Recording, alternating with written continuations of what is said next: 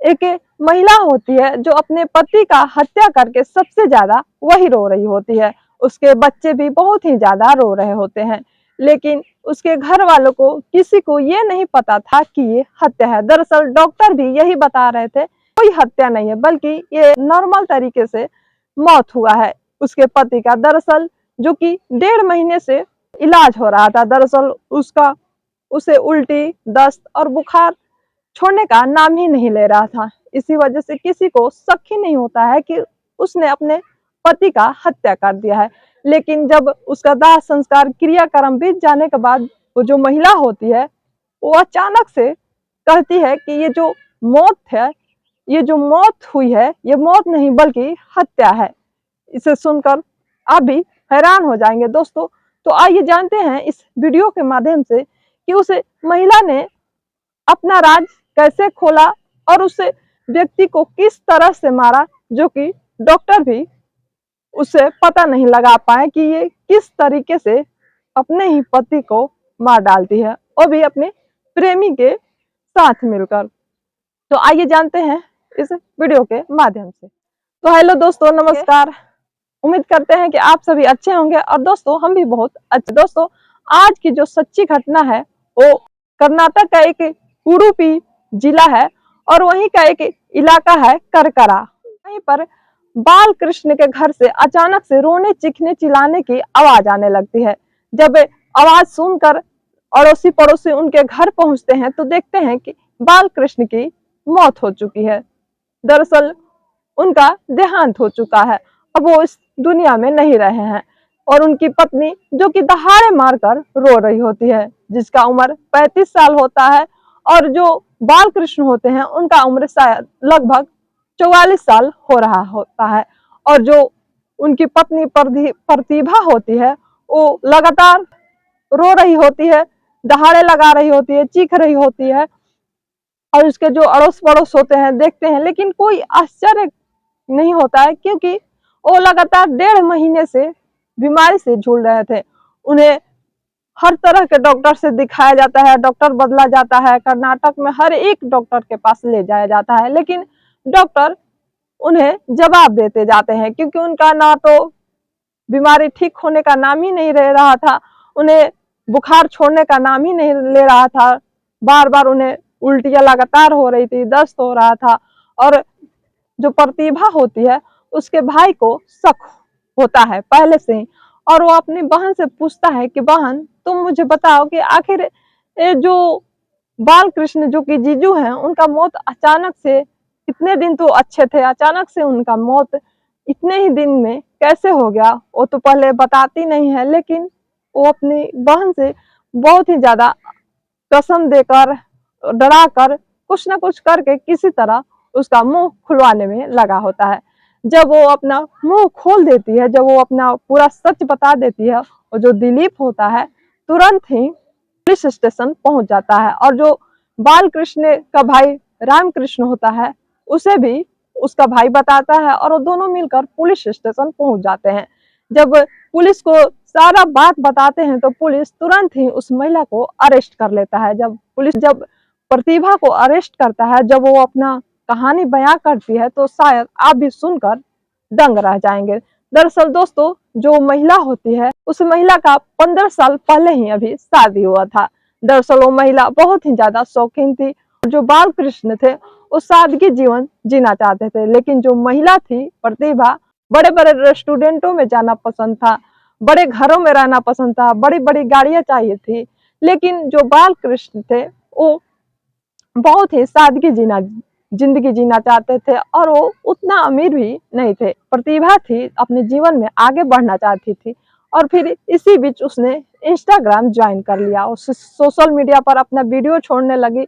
उसी बीच उसे इंस्टाग्राम से उस महिला का एक व्यक्ति से दोस्ती होता है, जिसका नाम संदीप हेगड़े होता है। संदीप हेगड़े काफी अमीर होता है, और उससे काफी अच्छी दोस्ती हो जाती है, और फिर दोनों मिलने जुलने लगते हैं। वो महंगी महंगी रेस्टोरेंट में ले जाता था, होटल में ले जाता था, महंगी महंगी तोहफे देता था, और उससे वो सब बहुत ही ज्यादा पसंद थे।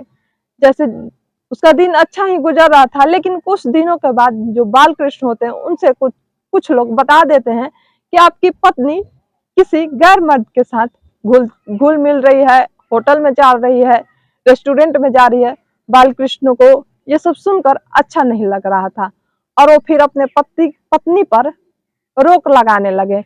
बालकृष्ण अपने पत्नी से इंस्टाग्राम पर रील नहीं डालने देते थे। बालकृष्ण अपनी पत्नी से मोबाइल छीन लेते थे, बाहर जाने से रोक लगाते थे। जब ये सब पाबंदियां लगने लगी तो जो प्रतिभा होती है, अब वो संदीप हेगड़े से अपने पति से छुटकारा पाने के लिए उपाय ढूंढने लगती है। जब कहती है कि देखो संदीप, अब मुझे मेरा पति तुमसे मिलने जुलने से सारे रोक लगा दिए हैं, अब तुम कुछ मुझे सोल्यूशन, कुछ मुझे उपाय बताओ। जो हेगड़े होता है, वो अपने जो प्रेमिका होती है प्रतिभा को, अपने उसके पति को मारने के लिए जो ब्लड कैंसर के जो बीमारी होता है, उसी का दवा प्रतिभा को सप्लाई करने लगता है और कहता है कि तुम धीरे धीरे अपने पति के चावल में देना। और वो पत्नी लगातार 1.5 महीना से अपने पति को जो ब्लड कैंसर का दवा होता है, वही दवा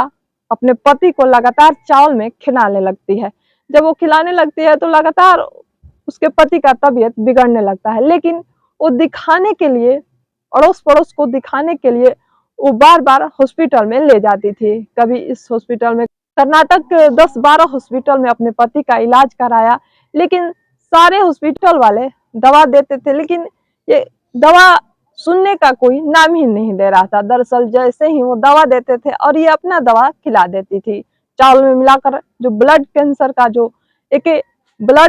का जो दवा होता है, एक नॉर्मल व्यक्ति को अगर दिया जाए तो वो जहर के समान ही होता है। दरअसल जो एक स्वस्थ व्यक्ति था बालकृष्ण, और उसी को उसकी पत्नी जो प्रतिभा होती है अपने पति को चावल में खिलाने लगती है और उसका पति धीरे धीरे बीमार होने लगता है। उससे रिश्तेदार मिलने आने लगते हैं, लेकिन सभी लोग मिलकर चले जाते हैं। और जब 19 अक्टूबर के रात सरकारी हॉस्पिटल से उसे छुट्टी दे दिया गया था। बालकृष्ण जब घर आया तो जो प्रतिभा होती है अपने बॉयफ्रेंड को बुलाती है, संदीप हेगड़े को, और फिर कहती है कि ये कब तक ऐसे ही चलता रहेगा, ये तो मरने का नाम ही नहीं ले रहा है। दरअसल 1.5 महीना से हम इसे लेकर दौड़ रहे हैं और ये सांस अभी तक ले रहा है, तो अब बताओ अब हम लोग क्या करें। दरअसल जब जो संदीप हेगड़े होता है और प्रतिभा दोनों लोग मिलकर उस जो बालकृष्ण होते हैं उनके उनके मुंह पर एक मोटा सा कपड़ा रख देते हैं ताकि वो सांस लेने में उसे तकलीफ हो। दरअसल उन्हें सांस लेने में भी बहुत ही ज्यादा तकलीफ होने लगी थी और वो जो मोटा सा कपड़ा डाल देती है और धीरे धीरे उनका सांस, उसी कपड़े की वजह से उनका सांस रुक जाता है और वो बालकृष्ण उसी दिन 20 अक्टूबर के रात 3:30 बजे दम तोड़ देते हैं और वो चीखे मारकर रोने लगती है। अड़ोस पड़ोस के लोग वहां जुटते हैं, देखते हैं, लेकिन कोई शक नहीं करता है क्योंकि 1.5 महीना पहले से ही वो बीमार थे और सभी लोग यही सोच रहे थे कि 1.5 महीना से इनकी पत्नी कितना सेवा की, कितना परेशान थी बेचारी, कितना इन्हें बचाने की कोशिश की और देखिए आज इनका मृत्यु हो गया। लेकिन किसी को कानो कान ये नहीं पता था कि वो अपने बॉयफ्रेंड के साथ, अपने प्रेमी के साथ मिलकर अपने पति को मारने का ऐसा षड्यंत्र रच रही है और उसका षड्यंत्र काम कर गया और फिर वो अपने पति को मार देती है। लेकिन उसका भाई, जो प्रतिभा का भाई होता है, उसे पहले से ही शक होता है और पहले से ही उसे पता होता है कि उसकी बहन किसी और के साथ बातचीत करती है, किसी और के साथ मिलती जुलती है और वो अपने बहन से बहुत ही सख्त तरीके से पूछता है, डराता है और पूछकर तुरंत ही पुलिस के पास चला जाता है।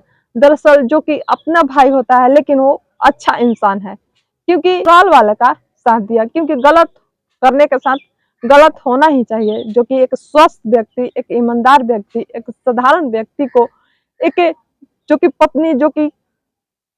पत्नी होती है, दिलीप की बहन होती है, वो अपने पति को मार डालती है और फिर उसका भाई ही पुलिस स्टेशन में उसे उसका सारा जुर्म बता देता है। तो ऐसे भाइयों के लिए सैल्यूट है। दोस्तों, आज की जो सच्ची घटना थी, ये बताने का मुझे आपके दिल दुखाने का मकसद नहीं था, बल्कि आपको सचेत करने का था, आपको सावधान करने का था। तो दोस्तों, स्वस्थ सावधान रहे, सचेत रहें। तब तक के लिए नमस्कार। दोस्तों, वीडियो को जरूर देखिएगा और लाइक सब्सक्राइब जरूर करें। तब तक के लिए राधे राधे, जय हिंद दोस्तों।